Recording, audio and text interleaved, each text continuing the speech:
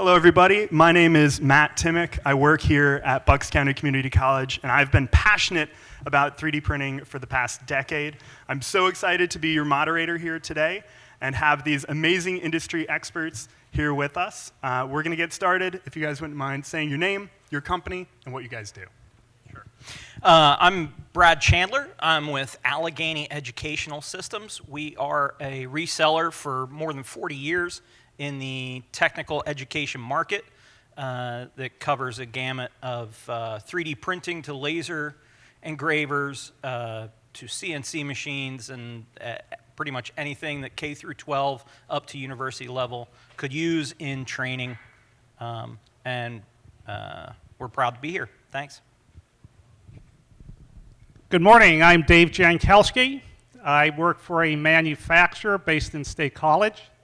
We manufacture a metal 3D printer. I assume a lot of the folks in here have done 3D polymer printing, right? Well, there also is an application space out there for metal 3D printing. I'm Kyle Davidson. I'm part of the team at Aon 3D. We're a team focused on high temperature polymer printer.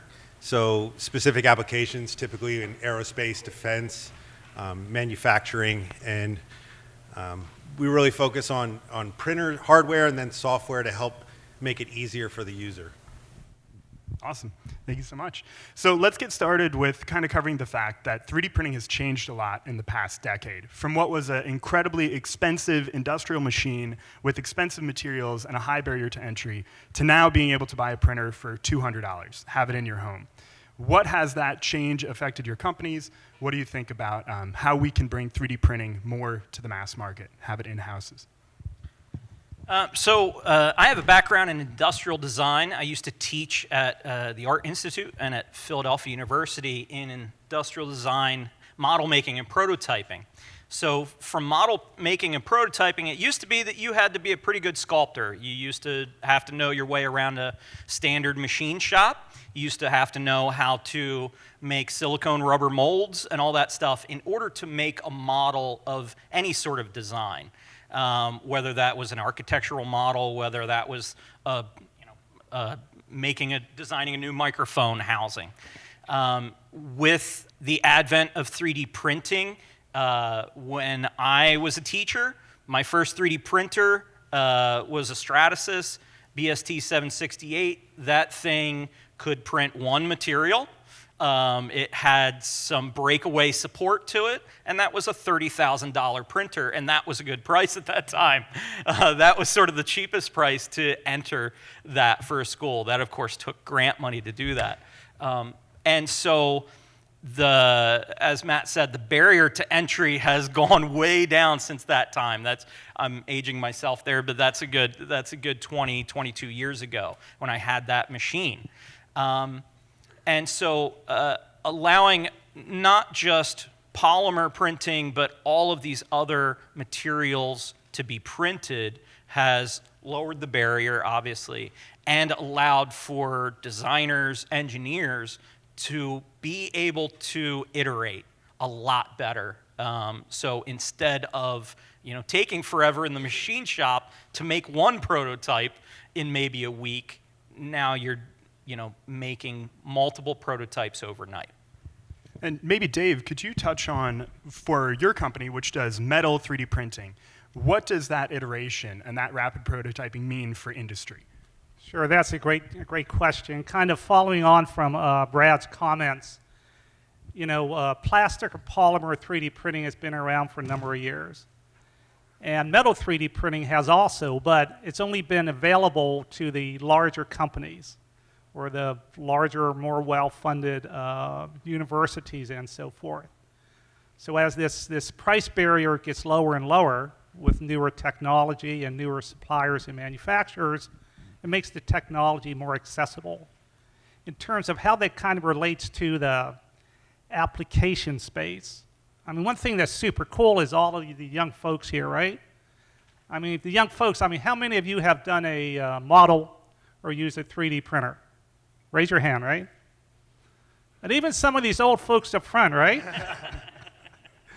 But I mean, that's what's cool about this technology is frankly, it is not intimidating. You know, you don't have to get a machining apprenticeship in order to use it. You can simply do a design, import it into a printer, and make your part. You know, so kind of combining this accessibility in terms of the technology and the young folks now have access to it. I'm from State College, Pennsylvania. You know, the junior highs have printers. I mean, a lot of them. So having access and understanding the technology is going to prepare you to then look at these more challenging applications and prepare yourself for moving, you know, into industry and so forth. Kyle, do you want to touch on some of that that we just spoke about with Dave? Yeah. So my first printer was a Prusa Mendel. Feel free to Google it. It was an absolute nightmare to build and took a lot of commitment. Definitely took a lot of commitment. You had to make your own models, things like that. So you really have to be bought into that idea at that point. And now it's, like you said, you can buy a $200 printer, you can go on a website like Thingiverse, download models, and at least learn what you can start to do with 3D printing. And then you can start to take that and manipulate that into where it's more practical in your life. So definitely making a huge change there with the pricing. Absolutely. So we mentioned Thingiverse, right? So what projects or applications that you've seen out there already right now that people are printing that have been inspiring to you, that have been, oh my gosh, I can't believe people are using a printer for this right now, that might be available to someone. Yesterday I saw a TikTok video about an illusion that was 3D printed, and the parts perfectly fit together. The tolerances were incredible, and it was a spiraling chain that manufacturing traditionally with a CNC would have cost hundreds of dollars. So what projects have you guys seen that are like, wow, this is pretty cool? Okay, I could take that a couple ways. I started in large format, and I've worked on projects where we've printed cars and drove them off of trade shows. But on a more practical approach is, you know, most of the people in the stands right now, you can start doing things like tooling that are, like if you are interested in carbon fiber, you can print a tool for carbon fiber right now and do an out-of-autoclave mold in your house. You can print concrete molds and start to do that. There's people that are getting furnaces and doing loss casting. So you're burning out the part and then putting metal inside of it and making metal parts. And you can do all that at your house right now for relatively inexpensive. And that will carry over very well into industry. Absolutely.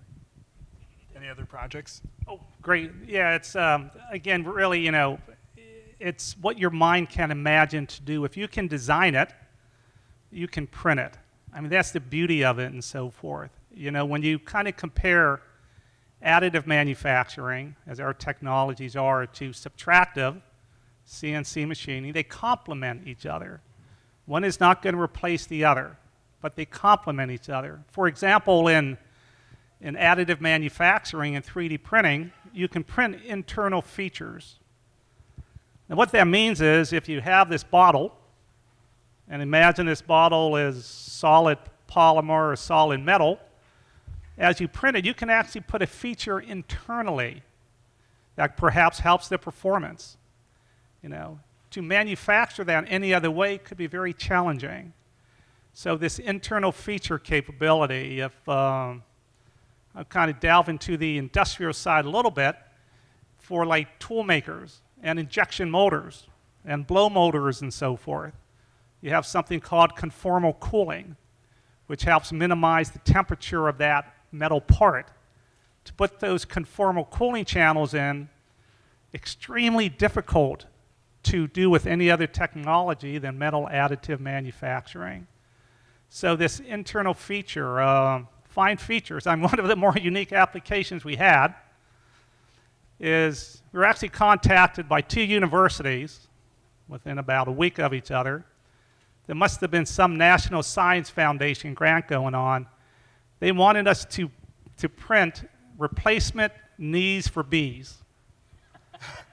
Now, at first I thought we were kind of being spammed, right? But you know, I talked to the professors. They said, no, this is a grant we're applying for. So they said, what's it going to cost? I said, well, I'll print those for free because I can print 1,000 of them. I said, I just want to see how you replace those on those bees, right? You know, but then again, you know, so that's kind of on the unique signs, and so forth. But tooling applications, molding, end-of-arm fixturing, and so forth. Watch housings is a great one. Customized components, customized parts, I think are really where this additive manufacturing really shines. I'll second that. Also, the medical applications. So I'll give you 2 examples. We have a little wiener dog at home, a little dachshund. I didn't know this, but apparently it's a pretty common issue for dachshunds to have a leg that sort of like turns in on itself a little bit, sort of a bowed leg. And it's such a common thing that in veterinary schools, they train students that are training to become a vet, they train them on how to do a little simple operation where they cut a little wedge into the bone to basically straighten the bone out.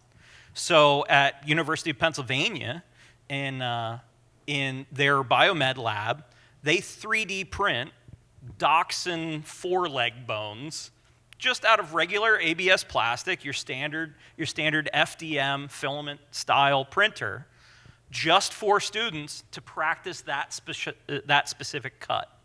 And it's that common of a thing that they're not going to get cadaver dog bones basically to practice that. 3D printing a little plastic piece helps those students prepare for the real world. 15 years ago, just with ABS plastic, I was at Stony Brook University, which is attached to a hospital. And this stands out to me. I've told this story to a lot of people. I was meeting with a doctor there who had a very old 3D printer. It's just printing, again, FDM style polymer filament. He had scans of patients' aneurysms. Now, I went to art school. I wasn't sure what an aneurysm was. It's basically a blood vessel that's swollen inside the brain. That thing can kill you, okay? This doctor 3D printed just a little aneurysm because they come in all shapes and sizes in the various patients. Every patient is going to look different. That aneurysm is going to be a different shape, and there's different surgical techniques to fix these different shapes. All he did was take a little latex rubber, apply it over the 3D print of that particular patient's aneurysm, and then could go and practice whichever surgical technique is going to work best to save that patient's life. I get chills just telling the story, but he had a display case full of 3D printed aneurysms and he said, this saved somebody's life, this saved somebody's life, this saved somebody's life. Because otherwise, before that, the surgeon, a brain surgeon, has to go and just figure out where it is and then what they're going to do in the moment. This allows them to practice and save lives. And again, I said that's 15 years ago. The 3D printing technologies that we have available in metal and other more advanced polymers is just helping the medical industry in leaps and bounds. That's incredible. Dave, do you want to talk on? In fact, let me just make a quick comment on that to add. One of the coolest presentations in additive I ever saw was by a surgeon from the Mayo Clinic up in Minnesota, where they do all this advanced surgery and so forth. And he had been using additive for 15 to 20 years to replace components or to help people live a full life again. I mean, it was fascinating how he used it. I mean, they were so far ahead of what I thought was practical. So this medical side, because everybody's skull is different, right? Everybody's tooth is different. Everybody's femur is different. And how do you customize their replacement, the parts in order to allow folks to live a full life again? Yeah, it's incredible, the applications for the medical industry. Like you're saying, everything is so personalized. As we look at the industry as a whole, what do you see some trends that additive manufacturing and 3D printing is going from large scale, like what the concrete printers are doing, to in the home? What's some things going on right now broadly in the industry? I think one of the things that I see going on is a lot of companies are transitioning from prototypes to figuring out how they can use it for production. And really going through, and part of that is how do you validate parts, so they're getting at systems on how to validate parts, how to design qualified parts, and then a lot of that starts with the people in the audience, because my generation didn't have 3D printers growing up, so that was a new thing for me, and super interesting, but many of you have had that your whole lives, and it makes it a lot easier to start considering that, and then when you bring that new train of thought into the workplace, you're really helping people to understand, okay, maybe we can do more with additive. Let's figure it out. Man, you took my words away. I mean, exactly. I mean, just the application and the growth areas and so forth, making it more accessible. And as Brad pointed out earlier, making it more accessible and affordable. Now we manufacture a printer, a metal printer, a little bit higher price than perhaps a polymer printer, but less expensive than it was 10 years ago. So by bringing this price point down, it makes it more accessible for community colleges to purchase, or perhaps a tier 1 or tier 2 automotive supplier, or a small to mid-sized manufacturer.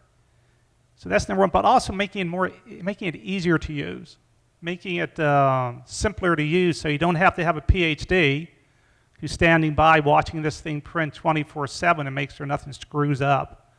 So I think this whole affordability, accessibility aspect is really going to continue to widen the scope of applications and the organizations that can participate in this really cool technology. So as you're mentioning the affordability, but what are some of the hurdles that people are still facing when they get the printer? What are some problems that people might come across? I think actually along the same lines of additive manufacturing is engineers, designers, convincing the people with the checkbook at their companies to invest in the technology. I think being able to come to events like this to see the actual parts, to see examples, to see machines actually working, it's still, even being in the industry, it still amazes me some of the stuff we can make, as Dave said. It is amazing what some people are thinking through and able to do with the technology currently. And so I think being able to convince others and show them, hard examples of what it can actually do is really important, and that's a big hurdle sometimes for both educators and for industry. Absolutely. Yeah, something that we've seen quite a bit is there has to be real commitment on the organization which is acquiring the technology. There has to be a commitment in terms of personnel, in terms of of course, the capital expense.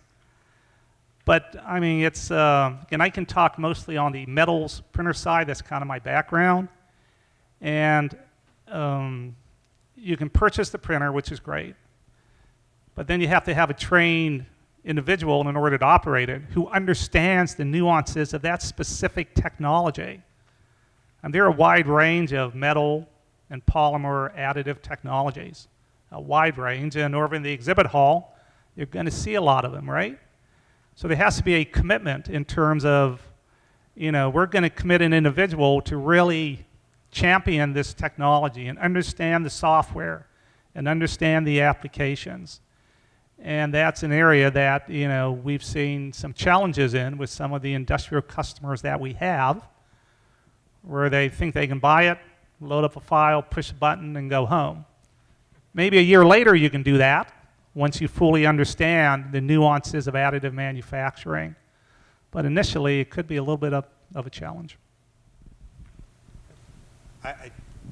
You can go so many different directions with this. I think it starts, additive is the Wild West right now, meaning that there's not a lot of universal standards for anything. And that really that really hurts when it comes to having that assurance that the part's going to come out good, that the operator's proficient, and on the operator point, you need somebody that takes ownership of it, and then you need people that are good to take ownership of it. And those are two different things. And really, machines have to become independent of the operator. We have to take the human out of the loop, I hate to say it, to really have successful prints and to be able to use these at scale, and to adopt them in, not just one facility and one printer, but they have the same machine everywhere doing similar things, and there's repeatability. So I think that's some of the main challenges there. Additionally, they need to have a sensible ROI. When I started in additive 8 years ago, they would put a return on investment. They would look at the printer, they would understand how much one part cost, and they would compare that to their cost, and they would go, okay, this is much cheaper, I do it 100 times a year. And then what they didn't realize was it wasn't going to work 100% of the time. They probably needed to hire a dedicated operator to get this machine running. And then everything that we worked on was theory at best. So if machines can become easier to use, if people can take ownership of them and be successful with them, that's going to start to chart the path forward. I don't know how many times I've printed something, tried to print it again, and the print failed. Whether or not it was an environmental change or whatever, humidity, whatever. But it has happened to me, and I'm sure it's happened to everybody else who has printed or has a home printer. So talking about that, and everybody loves the AI right now, and Kyle, I want you to touch on this first. Okay. How can AI change? How can the industry change to make what you're talking about, that future, a reality? Can AI do that? Can it help?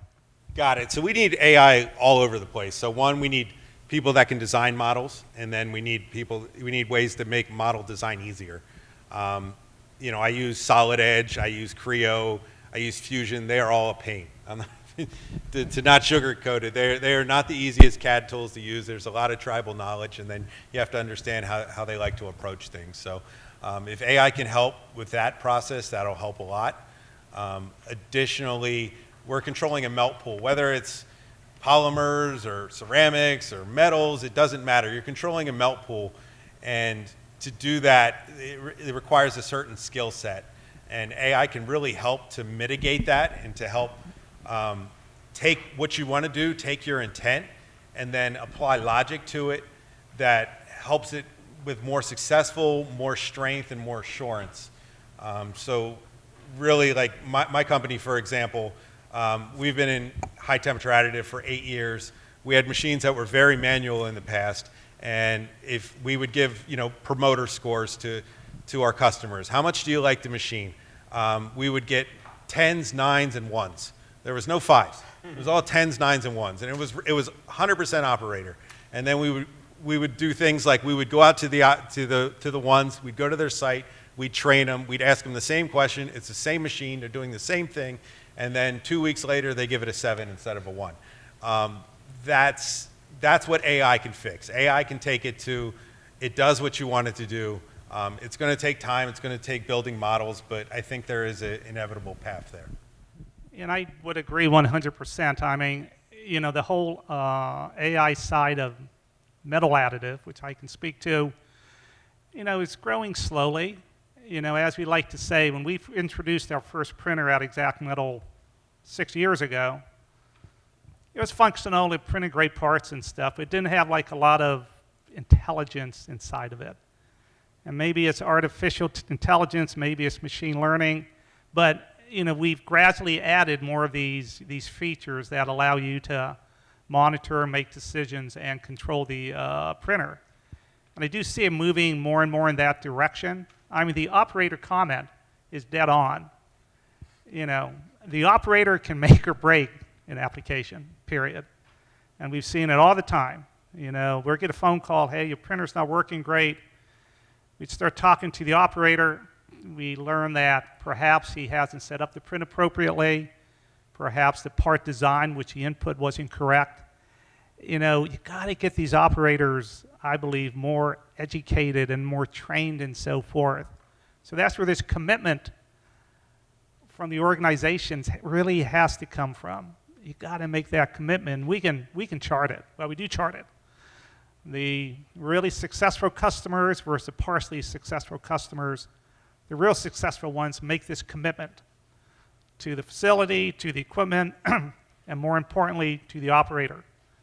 And you click off all three of those boxes, and you're going to rock and roll with this. So I see some of my customers and end users in this room. It's none of them that were any of the operators that had any problem with any of our equipment. That automating intent, I like that term that Kyle said. That's really absolutely where AI, I think, is going to help us, or machine learning, or whatever terminology that's going to become over time. Definitely the software, the software and the hardware itself has over the years gotten much easier and much more automated in order to figure out the intent of the end user and to make sure that supports are in the right place automatically, or enough supports are in the right place automatically, or that are you making sure that you have the right material in the machine? That's not the material you told me you were going to be printing with. There's all those mistakes. I've made them myself as an end user. So that automation and understanding our intent as a user of the product is definitely where I think AI is just going to be a support assistant, really, in the process. Yeah, that's fantastic. Thank you, guys.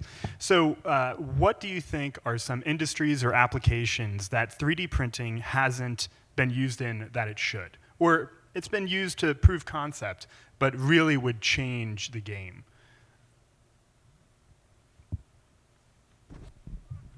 One that we know quite well is tooling and molding.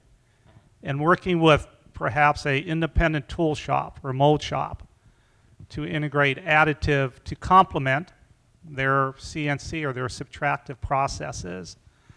And to work for captive organizations too, where they have their own internal machine shop. And what we typically see is I have a lot of respect and time for machinists and folks who are in machining organizations. They understand metal, because I'm a metals 3D guy, right? They understand, that, price point and return on investment is important, right? And they're just comfortable with making these decisions. Where we've seen kind of the struggle is that it has to be a fully integrated solution, from the part design to the material selection to the printer operation, and they all lead to, of course, printing the successful part or the application. So, when we first started looking at molding and tooling really seriously 3 years ago, we thought we understood it. Well, we didn't. As one of my mentors told me, he says, Dave, he said, tooling isn't tooling. Tooling is a generic word, and you have 1,000 subgroups, right? And so we've learned, you really have to target within this large area of applications exactly what you want to go after, and what's the appropriate additive manufacturing method. We do something called selective laser mounting, which is great for certain applications, but other applications we're not very good at. And one thing to walk away from is investigate all the different technologies for both polymer and for metal and see which is most appropriate for you. Are you making big parts the size of this table where surface finish doesn't worry you? Are you making, those bee's knees, right? Different technologies have different advantages and so forth. And if anything, walk away understanding the difference in the technologies. I'm talking to all the young folks here, obviously. And then understanding where they plug into your applications, and we're talking to the more mature folks here. Anybody else like to touch on that? Yeah, definitely. One of my favorite applications that really hasn't been touched on, so if you're ever in Manhattan and you're on the FDR and you look across to Brooklyn, you see this giant building, kind of sparkles a little bit. So that was a building that my friends at Additive Engineering Solutions 3D printed all the concrete molds for that building. They saved a ton of money, and they have a window geometry that you'll never see again in your life. So it's a very interesting curvature to that, and it's very prominent if you're ever in the FDR in Manhattan. So I would like to see the concrete industry use it a lot more. I think medical is starting to warm up to it more and more. Now on the metal side, they have adopted it, but not to the extent that I would like to see. I know, I hope I never need a hip implant or something like that, but if I ever did, I hope it's 3D printed because it's custom, but it isn't always that way. Dental is growing at a rapid pace, and it needs to grow even more. And I think anywhere where there's a legacy manufacturing and a legacy way of thought, they need to start to consider 3D printing as a way to save money and get things done faster. And then when that transitions to the customer and the cost savings for the customer, then they can start looking at new ways to expand both of their businesses, and then they'll expand additive as well because they can see it as a win. So what do you think leads? Is it a use case and you build a printer around it or a process around it? Or is industry taking existing things and improving on them, taking existing printers or methodology? So, I think it all starts with a problem. Yeah.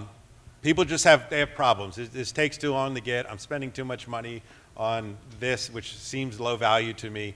Whatever it is, it always starts with a problem, and then you work backwards towards a problem. I don't ever think leading off with additive is the right way to approach a problem. There's so many different ways to, fix something. It just happens to be a really good one when you have high mix, low volume. Yeah, don't just get a printer just to have a printer. Then you're just going to end up printing Yoda heads or something on it, the figuring out what the main application is going to be first is really key. That's a lot of conversations we have with schools.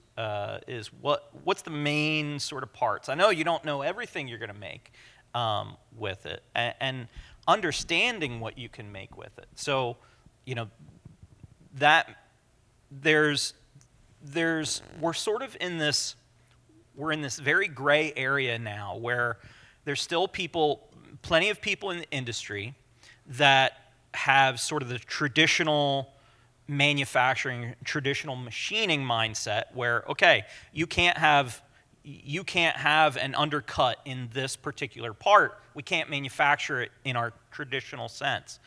You can't have that bolt hole particularly there. You can't have this curve there. If we're going to build this, it's going to take 14 separate parts. But in 3D printing, whether it's metal or polymer, yeah, you can print that all in one piece, not 14 parts, right? And so it's not really one application or even one industry. It's really within your particular industry or your particular area of study that you need to rethink how things were traditionally made and how they can be made better with 3D printing. For instance, I think there's I want to say it's the F-1A maybe. It's a fighter bomber for the Navy, I think. And they had a particular type of air duct that would have taken literally 14 parts just for that one piece of air ducting to assemble in standard sheet metal. But with 3D printing, it's one part. It's not prototyping. That's in the actual fighter bomber. And so there's things like that 3D printing allows you to turn the traditional thinking on its head in any application. And sometimes the traditional manufacturing is the right answer, but keep in mind that you can do it a different way. So not only is it cheaper to make in this particular example than the 14 parts, is it faster to make, but it is more efficient. It has less potential for failure because of the less parts. So overall, it's better. Yeah, and it also improved the airflow through that ducting that you couldn't do if it was going to be all those 14 parts. Yeah. And Dave, we were talking before. Kyle, please go ahead. Just to add something to that question, one, I think additive has kind of got over the hype curve, and that's been really refreshing because I've got some of the most ridiculous requests ever, such as can we 3D print beds or couches? And I've actually printed a bed. It was ridiculous, but we did it. And it's been great that we've got over that. You know, everything is going to be 3D printed, and you're just going to have a factory of 3D printers, and you're going to turn the lights out and go home. And the other thing is, people reach out to us because we have cool stuff at the end of the day. And that doesn't mean it's appropriate. So I tell people no all the time. I go, maybe you want to reach out to Xact Metal. We're not for you. So that's everybody here has probably done that. But we hear it all the time. So there's, you know, when we continue to get over that disillusion of what it can do and what it can't do, I think it's going to be better for everyone. So maybe not printing a couch, right? Yeah, but probably not. You can print a couch if you want. I have a chair. I haven't brought it in. There you go. But just don't do it at scale. So where do you see the industry going in 3, 5, 10 years? What is the future of additive manufacturing 3D printing?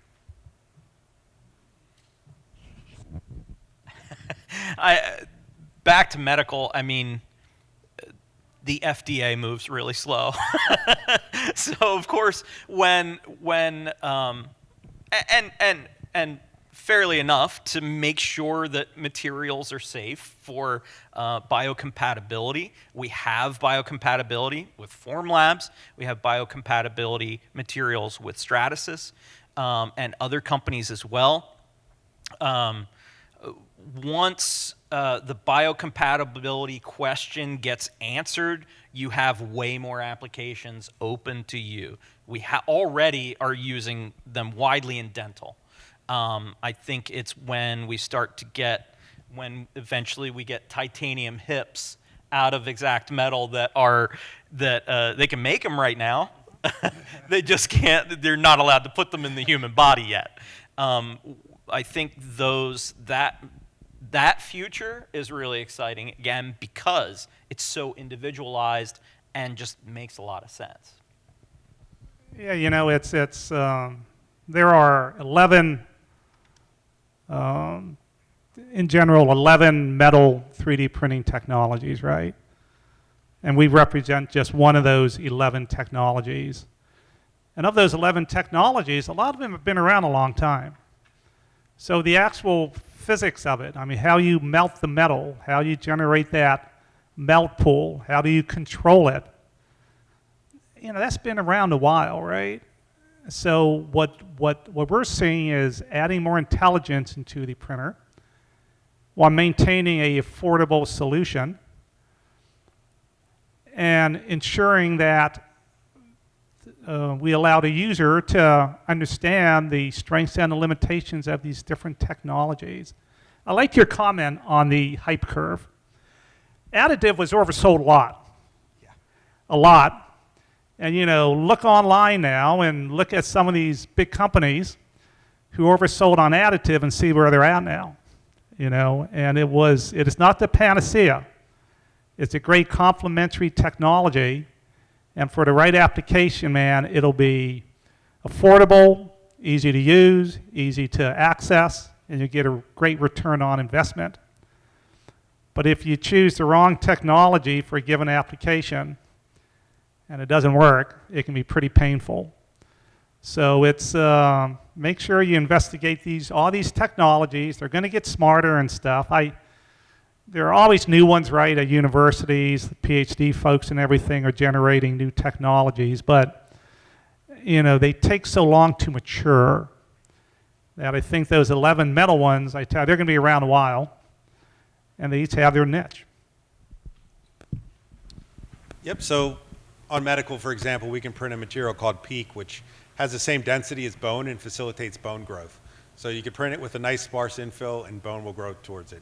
The issue is there's no qualification on it, and there's no qualification in general. And back to the question of where will additive grow in the next 3 to 5 years, I think it's going to be a relatively modest adoption of additive because at the end of the day, we need organizations like ASTM and the National Institute of Aviation Research to really drive these standards. There's not a lot of people that are getting involved in standards for printing process, standards for feedstock, and things like that. And until we have those, there'll always be that, there'll be a reluctance and a necessary reluctance because there's no way to certify anything.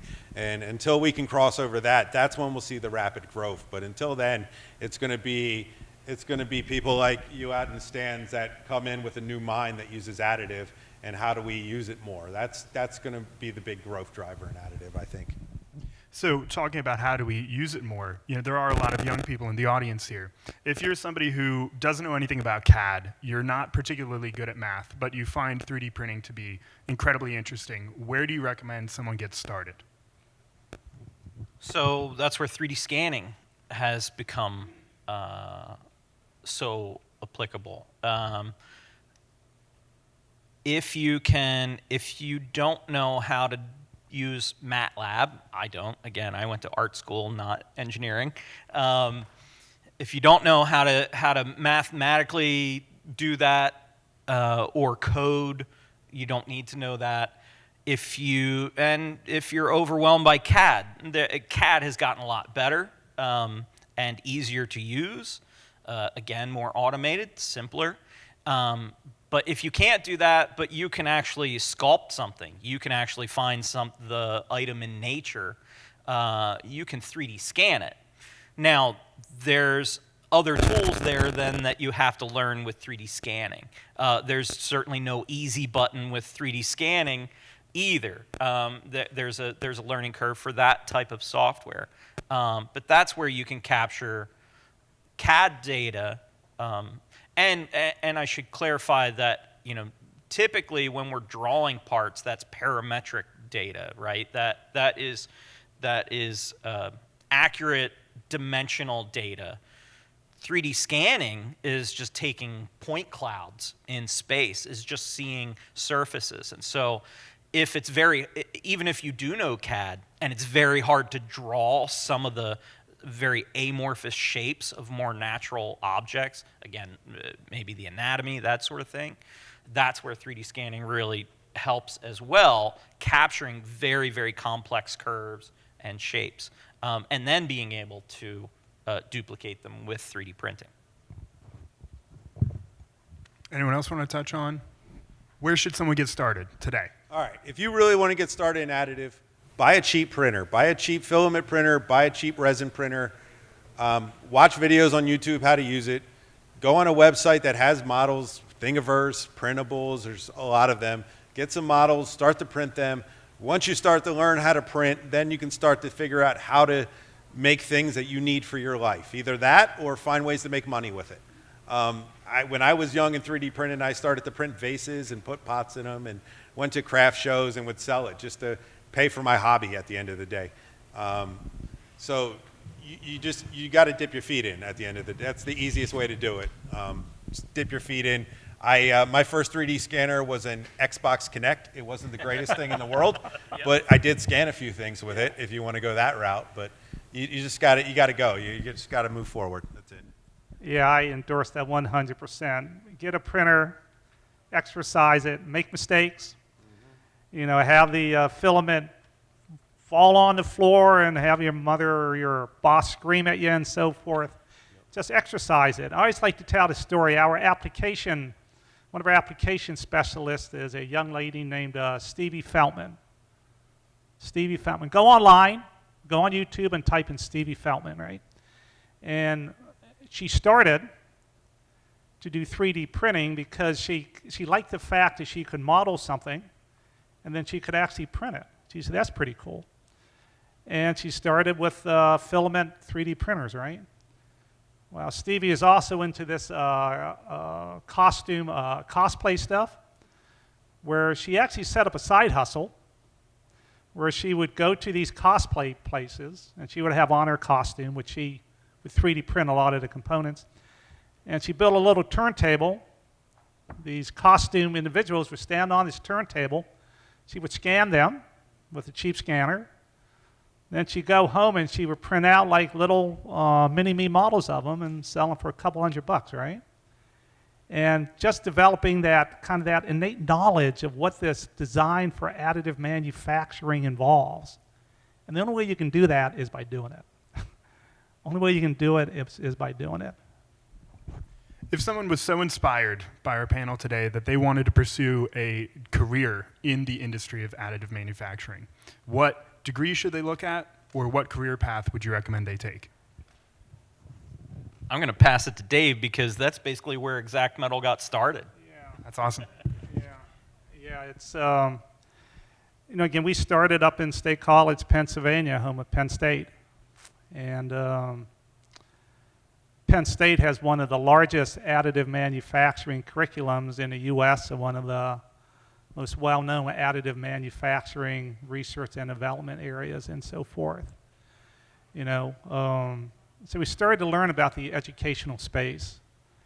And in the educational space, frankly, for our type of printer, because of the price point and because of the powder that we use, really is from the 2-year technical college up through universities and different levels of programs, whether it's BS, Masters, or PhDs, right? So what we typically recommend is, again, I apologize, I don't know if Bucks has an additive program, yes? Not a specific program, but courses. we have a lot of printers and courses that touch on it. Start that, take those courses, learn about it, get comfortable with the material. I think the material is an area we always kind of gloss over. Get comfortable with this innate knowledge of the material, whether it's polymer or whether it's a metal. That's why I love machine shops. Those guys are not intimidated by metal at all. And you talk to other folks who perhaps are unused to using a bandsaw, they get intimidated, right? So I think material courses are super important. Some major colleges, like at Penn State, they actually have a master's and PhD in additive manufacturing. And of course, they have electives and so forth. So it is a technology-driven curriculum, obviously. So if there's an additive course, take it. Materials course, take it. Get comfortable with math. You still have to do math. And I think the CAD/CAM side of it is pretty important too, because in a lot of applications, that's kind of the starting point in terms of generating your model and your part. Fantastic. I don't like math at all. So I went to art school, as I said. But so, there's sort of two sides of this. A lot of the people that run labs that we know in many schools either come from a art, design, or engineering background. The majority of them. But there's certainly other people from other industries that get into this for the various reasons. But typically, as Dave said, understanding materials, understanding how things work, that's important for you, not just to know, but to enjoy, so that you can really dig into the variety of technologies. Yep, so I'll preface by saying additive is a very tough industry to get in, and if you don't love it, I wouldn't get into additive. I just wouldn't. If you don't absolutely love it and can stare at a printer for 10 hours on end doing the same thing, I wouldn't do it. What I would say is if you do want to do it, not to repeat what anybody else said, I would definitely look at material science or rheology, which is kind of limited in teaching nowadays, but still very relevant. And I take rheology classes in my spare time. That's how much I love additive, and that's my message to everybody is if you don't love it, I wouldn't bother. And the other thing is try to work your way backwards. So there's a lot of, additive is a contrast at this point. People still do things the majority of the way subtractive. So learn what the industry is doing right now. Love additive at the same time. Demonstrate to the world that you love additive, and that's how you're going to get in, because you're going to have the industry knowledge of what we're trying to change. Yeah, I was kind of thinking about our team. We're a small team. We're 16 people. I mentioned Stevie. Stevie has a degree in art and design. All right. One of our top engineers is a certified welder, and then he moved into different roles and moved into additive and loved the technology and so forth. One of our software guys has a degree in software. We have a couple mechanical engineers. I'm a materials guy. It's just kind of the breadth of folks or the backgrounds that move into additive. And frankly, it's super cool to hear Stevie, the art degree person, working with Eli, who's a certified welder. And just the interchange between the two of them, it helps us, develop stronger products and solve tougher applications. So your point was very well taken, Brad. My background is in art as well, and coming into learning about 3D printing and developing the passion for it, it's welcoming to everybody. You really could have any background. As we're wrapping up, is there anything you guys want to share about your specific companies, anything that we missed about the industry you want to share with our audience? Sure. So just again, happy to be here. I'm with Allegheny Educational Systems. We have been a reseller of multiple technologies for, like I said, over 40 years. The reason we're here is because the reason I'm here is because I started as a customer. I bought my equipment from Allegheny. I then came to work for them as an applications engineer, even though I do not have a degree in engineering, and went and taught and installed equipment for other educators. So I have a passion for this coming from an educational background. I love walking into the schools, from middle schools to high schools to colleges, to see the new applications that they're using with the equipment we represent. We also then support and try to train and support our customers as best we can with the wide variety of technologies that continue to change, and that's sort of the exciting thing about it. Awesome. There are a lot of great technologies out there in additive, and a lot of really good companies. And so I would encourage you just to really keep an open mind in terms of learning about the different types of additive technologies and see where they can plug in. And of course, when you talk to an individual company, I can talk about Xact Metal and tell you where we think we plug in. But again, we're very honest like you are, and if it's not a good plug-in, we're going to say, talk to so-and-so or talk to so-and-so, because so really, this is a great opportunity for everybody in here to walk around and ask those questions. And for the students, I know your professors say there's never a dumb question. Well, there really is never a dumb question.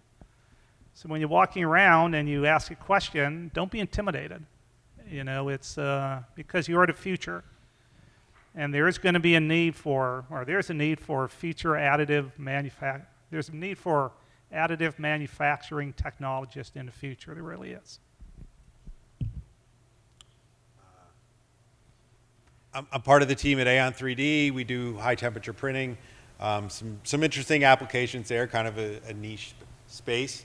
At the end of the day, I'll volunteer my time. So if anybody wants to talk to me about additive or anything, I don't know my booth number, but it's a small expo. So please stop by and just say hi, and happy to be honest as I possibly can with you.